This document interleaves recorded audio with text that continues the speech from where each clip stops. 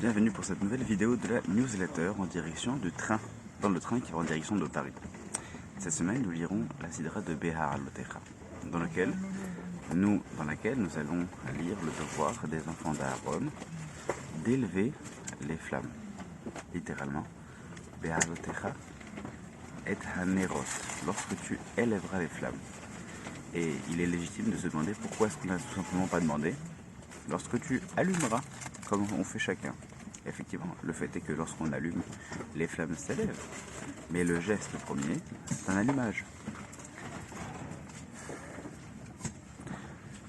Il y a dans la pédagogie qu'Aaron doit avoir, puisqu'il est celui qui fera le lien entre les hommes et Akadosh Baruch Hu, il y a une nécessité que le feu qui va allumer chez les personnes qui le côtoieront ne soit pas simplement un feu qu'il va déposer. Il faut que lorsque celui-ci aura été transmis, il faut qu'il puisse s'élever. Et c'est là toute la nécessité, toute la force de la pédagogie.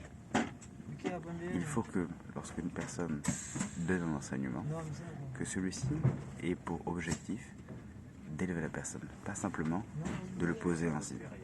C'est pourquoi il y a Hiru Shivat Hanerot.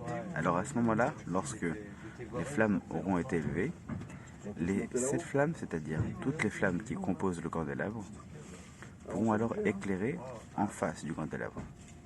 C'est-à-dire que toutes les identités, quelles qu'elles soient, se retrouveront dans ce message qui n'a pour objectif que d'élever les personnes et pas les embraser.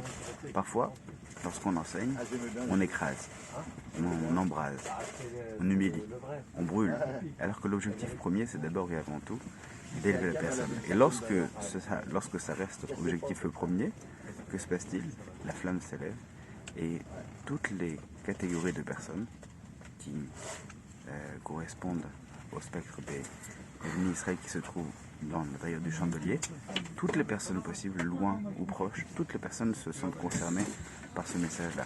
Et ça, c'est le devoir d'Aaron, celui qui doit être le liant au sein du peuple d'Israël, doit d'abord comprendre que son objectif, c'est d'élever les personnes et que les personnes se sentent inclus et qu'elles se sentent appréciées pour ce qu'elles sont. Et là, à ce moment-là, personne ne refusera un tel message.